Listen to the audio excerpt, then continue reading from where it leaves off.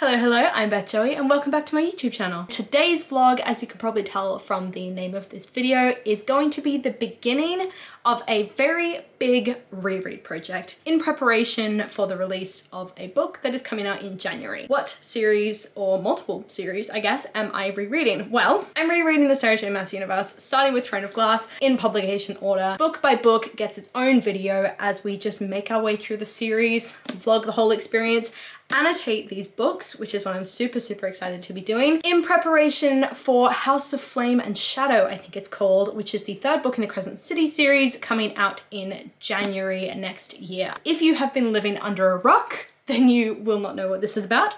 And it essentially follows a woman named Selena Sardothian who has been in a prison camp in her land for a number of years because she used to be this really infamous assassin. And then one day she's presented with the opportunity of a lifetime by the captain of the guard. He comes up to her, breaks her out of prison and says, you can either go back into the salt mines of Endovia and toil your life away and probably end up dying down in the mines, or you can participate in a competition, let's say, held by the court, in which the king is going to be choosing his champion. So naturally she chooses the opportunity of a lifetime that offers her freedom from the mines of Endovia, and she decides to go along and join this competition, and she's met with courtly intrigue and betrayals and competitors who are trying to help her sometimes and kill her other times. She's met with love triangles, a whole world of secrets, and some of her own that you find out later on throughout the series. This is the first book in the series, but yeah, let's crack straight into this first book.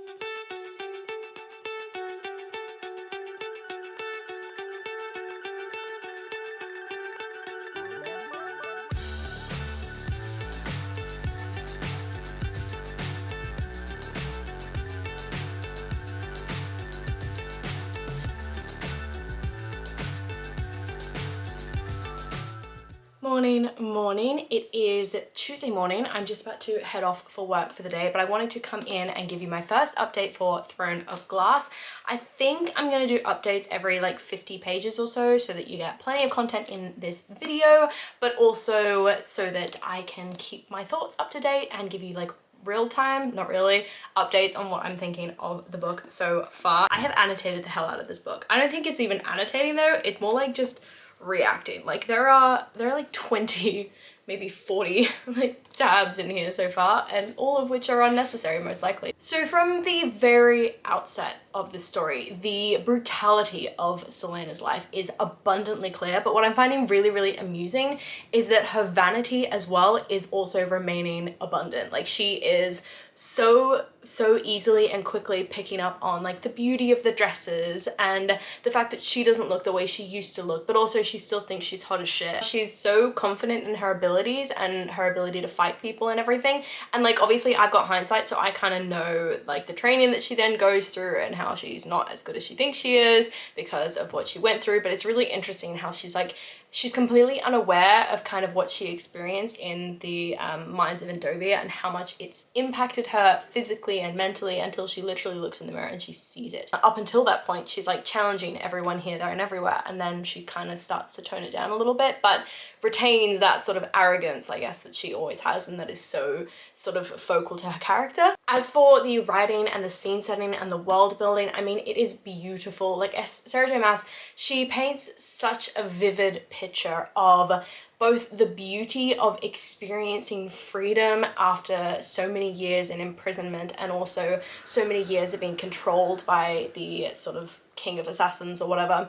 She paints this picture of beauty and rolling hills and seeing the sunlight bear down on your face again, right alongside the moments where she talks about the horrors that Selena had to experience in the mines, how the true smell of the streets of Ardalan. And I'm really loving how through the writing, like dialogue is used for character development. You're learning about characters' histories and their mysteries through talking to those characters, so there's no real like info dumping moment. And I'm loving how every now and then throughout this book you're being reminded constantly of just how important Selena is as a character. It's just these little moments through the use of language, through dialogue, through experiences that she's having with, you know, her own people when they come to visit her, the Faeries. Anyway, I love the short chapters. I'd forgotten about the short chapters and it is making the reread so much easier. But also this length of this book, I looked at it the other day and it's deceptively short. Like this looks like a small book. It's actually 400 pages. I'd forgotten that. So, you know, 50-page updates means we're gonna have 8 updates if I don't end up skipping through some of the updates by the end, because let's be honest, it starts to get hectic once Selena actually reaches the castle, and she has just reached the castle. I'd forgotten that this sort of whole multi-POV thing didn't start in later books. It starts in this one. We've already had Dorian and Selena so far, which I'm really enjoying, sort of seeing Dorian's experiences with his father, and it's really sowing those seeds of how his father, Duke Parrington, all these men in charge are, you know, tyrannical, horrible, horrible people. And all in all, the first 50 pages is a very, very vivid, atmospheric setup. I'm really enjoying how it's sort of created this world so far, built those characters through dialogue. I have just been reacting constantly throughout this book, underlining so much because I'm having such a good time reading. That's my thoughts so far on this book. I'm gonna head off. Just a normal work day for me. Don't have any plans tonight, so I'm gonna be coming straight home to crack into more of this book, but maybe read some on my lunch break as well. I would usually read on the train, but I can't really because I'm annotating and underlining, and I just know that my lines are gonna go all over the page and it's gonna look shit. And you know, my handwriting isn't the best, so it already looks kind of shit, but at the very least, like, I don't want it to look like a child got a crayon that is black and scribbled on my page. That is the plan for today. I will update you next at the sort of next 50-page point, and we'll see how we go through the rest of this book. Good morning. It is Wednesday morning, just before I'm about to start work. I'm obviously working from home today. Just realized I'm not wearing my ring. 2 seconds, I'll be right back. Okay, we're back. It's Wednesday. I'm just about to start work for the day, and I thought I might update you again on my thoughts on Throne of Glass because I read another 50 pages last night, and the message is consistent. I'm still really enjoying it. Oh my god, the banter in this book between Dorian and Selena, Kale and Selena, Nehemia and Selena, like they became fast instant friends so quickly, and I loved it. Dorian and Selena, they are such shit stirrers when it comes to like Keltane, who is one of the people they all hate. Kale and Selena are really, really interesting because they're talking about like the real strategy behind why Selena has to pretend that she's not who she actually is. I won't lie, when I first read it, I was like, ugh, patriarchy, like I hate that the king's afraid that everybody's gonna know he was terrified of some little girl. But I think from like Kale and Dorian's perspective, it's more about like hiding her abilities, hiding her potential so that everybody underestimates her. So when it comes to this like final round of the competition and she's in the final 4, everyone's like, I'm sorry, what? Who are you? What are you doing here? How did you get here? What are your skills? And oh my god, the Easter eggs. There are so many Easter eggs, or so many things that I notice now that I've read The Assassin's Blade.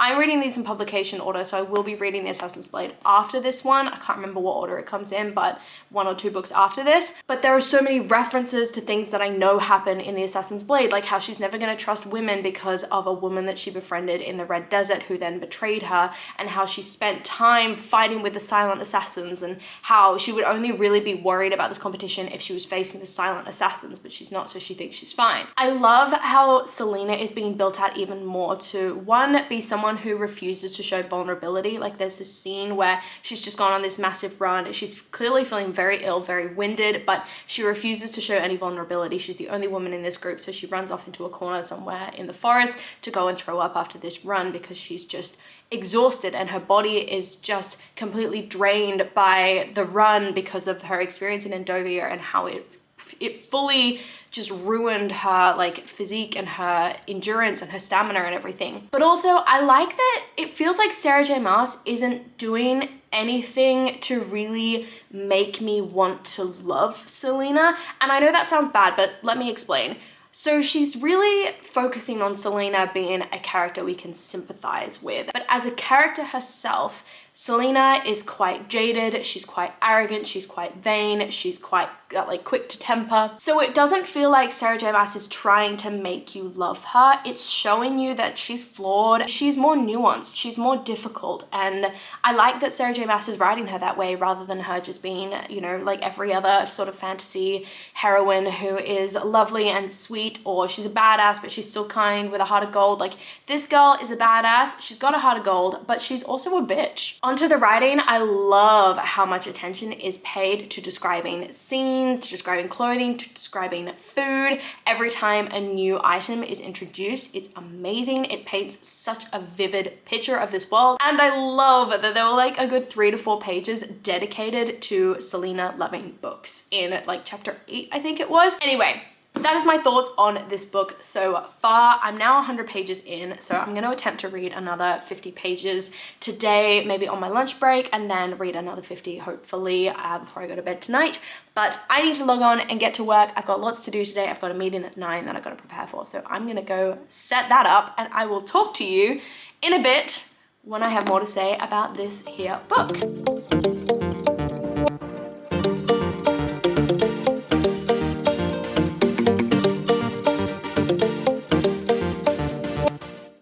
Afternoon. If you can probably tell from the fact that I'm in the same spot that I was in this morning when I did my update, I basically haven't moved today other than to, you know, get myself some lunch. I think breakfast. I don't think I've even had lunch and it's like 5:30 p.m. I'm starving right now, so this update, I tell you, is gonna be succinct because I need to get some food in me before I turn into Hangry Beth, and nobody wants to deal with that. I have an update on Throne of Glass. I did read on my lunch break, and I did get another 50 pages. Already, I mean, the annotation in this book is severe. So we've got more character development with Selena. It's both very, very interesting and also kind of messing with my head because her arrogance is her downfall, and it kind of, as I've said in previous updates, makes her somewhat of an unlikable character, whilst also making her more likable because of the fact that you're not really supposed to like her, you're just supposed to understand that she's immature. But there were moments in this book where she'd have some really arrogant moment and then she'd remind you that she's only 18, and I go like, what shit? She's 18. Like, she's entitled to have these arrogant, jealous moments where she acts rashly because she's a baby. And then there are also these moments that are just so bantery and funny, but then there are these moments where she has a heart of gold and she creates these bonds with these other characters that are really beautiful, and she tries to hide all vulnerability, but she just can't resist that urge to help other people when she's able to, which I'm loving. I love how she challenges people and she uses her experiences to challenge people. Love the flirtation. There's a moment where Dorian literally says one word and I blushed, like whole face full red. I was like, damn, that was cute. That was cute. There was also some really, really strong symbolism in this section, some really, really beautiful visual moments where she talks about the blood of a character staining the floor like stained glass in the sunlight, and these moments where she talks about how a person tried to escape and they were killed as a result, and that was sort of an act of rebellion of that character to attempt to escape. It was their only moment where they could choose to die the way they wanted to rather than become a pawn of the King of Ardalan. It's these beautiful, really symbolic, really meaningful moments that I'm loving. And I'm also really loving the fact that the royal family, when they're not being made out to be villains, which is very, very frequently, they're made out to be just a bit ridiculous, excessive, stupid, and even comedic at times in their excess. You know, there's this one description of the queen wearing this white veil thing that looks like a tent on her head. And the last thing that I want to say is Kaltain. I did not expect to get a POV from her. I find the fact that I know what happens to that character is kind of tainting my experience in a way of reading this book, because I'm not having the same emotions about that character now that I had the first time that I read this book when I didn't know what happened to her. But now that I do know what happened to her and what she does, my perspective of that character has changed. That is my thoughts on this book so far. It's the end of the workday. Ben will probably be heading home soon, so I will need to get started on dinner. I don't know, we've been watching Only Murders in the Building, but I think that only comes out on Tuesdays, so we watched that last night, so we don't have any more to watch of that.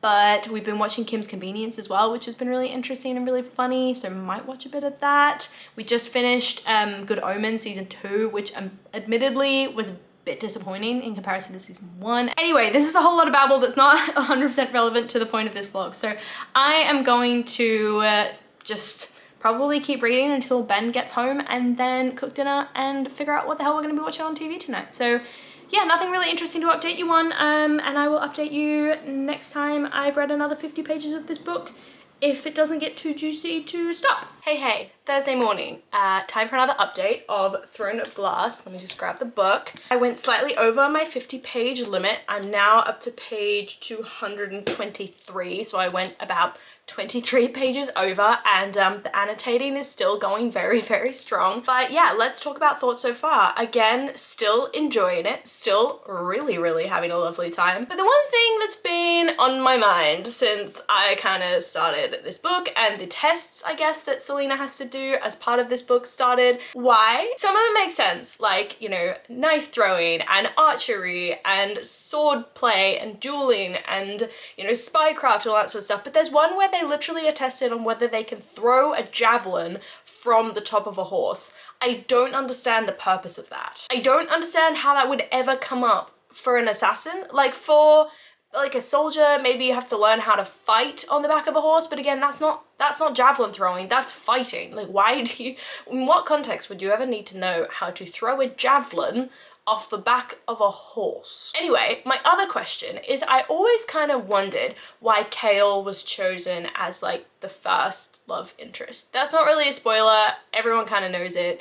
Apologies if you don't. I spoiled that for you, I guess. Why was he chosen as the first love interest when she clearly has so much more of a connection with Dorian? She's commenting on Dorian's physique and his personality and how much she wants to be around him, how her heart flutters when she's with him, his flirtatiousness, like all of that gets commented on way more than anything with Kale. With Kale, it's more just like, he's kind of a pain in the ass and we're both soldiers, and like that's, I guess they have common ground, but the flirtatiousness and the charisma and the chemistry is there with Dorian, so I don't get why Kale was the first love interest. But also relating to Kale and Dorian, I love how Kale and Dorian are not only being challenged by Selena, but now they're kind of in competition with each other, or like they talk about her and you can tell it's like subtly thrown like jabs at each other about how they both like her, and it's just, they're trying to be like sly about it, but they're not. It's so clear they both like her, they both know they both like her, they're both getting jealous. As for some of the other characters and relationships, I mean, Nehemia clearly has so many more secrets and mysteries around her than Selena is ever able to tell. As the reader, you're definitely positioned to think of Nehemia as very mysterious, obviously a really good friend, not a character where you have to question their motives so much or anything, but you know, very mysterious, a lot of question marks around her. She clearly seems to know something about these word marks, and she clearly seems to have a better understanding of language than she's making out. As for some of the other characters, let's talk about Cain and the fact that he is a dickhead. Everything about him is simultaneously mysterious and menacing. He is terrifying, but he's also doing weird little things, like almost praying on his knees in front of the clock tower where all the word marks are, and like being weirdly around all of these murder scenes. And just to say, I love the murder mystery element. I think SJM is absolutely nailing it. Yeah, Cain is just kind of always around in a weird way and always challenging Selena, obviously, because they're competing for the same position. But yeah, there's something about him that's just a little strange. As I've said throughout these updates, there's a lot of symbolism in this story. And I mean, Sarah J Maas really knows how to stretch out a scene and stretch out a plot and stretch out a series of events without making things boring, because she gives you enough little payoffs throughout the story to really keep you interested, really keep you hooked. And I think that's really skillful, because I haven't lost my attention at all while reading this. I've been wanting to constantly pick up more and more. Last thing I want to say is that fight scene when Selena basically goes, fuck it all, fuck you all, I'm going to do me because I no longer need to hide myself anymore because you guys all know who I am anyway. And she lets go of everything and she gives it her all, and she schools those champions, and it was fire. That is my thoughts on this book so far. I can feel myself getting ill, which is really annoying, but I'm going to fight through it. I'm off to the office today, so I have to head off to work, and then I'm probably in the office tomorrow as well. So less reading tends to be done on the office days because I tend to forget to take my lunch break and I've got to do the travel and everything. I'll update you when I have read more of this book. We're probably not going to update at the 250 page mark. It'll probably be 300 because otherwise it would be like a 25 page update, and I doubt there's going to be a whole ton to say at a 25 page update. But anyway, that's the plan. I will see you in my next update. Hopefully I'll actually remember to film some b-roll while I'm on the way into my office today. Otherwise this is going to be a very, very boring video of just you getting snippets of my face in different locations on different days. I'll see you in the next update. It's official, I am the worst at updating vlogs. This is completely on me. It has been literally 2 months since I filmed my last update for this video because I went into the biggest reading slump ever. But I wanted to come on here and finally film my last outro, my last update, I guess, of Throne of Glass by Sarah J Maas. I gave this book 5 stars. I know the first time I read it like yonks ago, I wasn't in love with it, but I think reading and annotating it has been such an experience for me to really understand the story a bit more. And also I think it's helped that I grew to love the characters by reading the rest of the series. So seeing them in this sort of original form where maybe they're a bit more annoying is a little bit easier because I can still love them. All in all, review of this book. What did I think? I think it was amazing. I think it is the perfect start to a series because it opens up and creates this world and the various political conflicts in a really interesting way. It seeds these mysteries with Selena Sardothian in this perfect way that you know as the reader that there's something that she's not talking about, but you don't know what it is. It seeds this sort of beautiful love triangle that creates this relationship between Dorian, Kale, and Selena that does last throughout the rest of the series, and this devotion that does last throughout the rest of the series, even though they're all separated in very different ways. I think it really sets the perfect tone for the growth that Selena experiences throughout the series as well. So she starts as this very immature, very vain, very sort of argumentative person, and that definitely grows. It doesn't completely go away. She remains quite vain, I think, throughout the rest of the series, but definitely grows through it. And obviously it is the absolute catalyst for everything that happens in the rest of the series. Sorry, there is construction going on outside if you can hear that noise. You know, you've got the situation with Nehemia, you've got the heartbreaking moments between Kale and Dorian and Selena and seeing her power manifest. Anyway, I gave this book 5 out of 5 stars. I absolutely loved it. I thought the ending was absolutely thrilling, and I'm so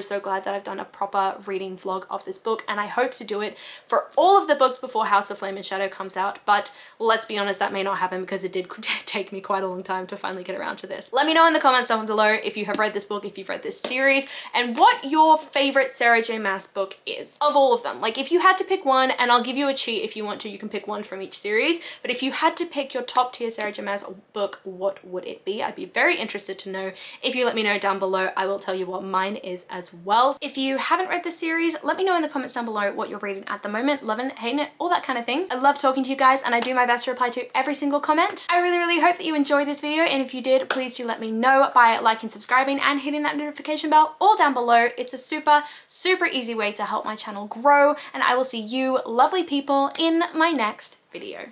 Bye!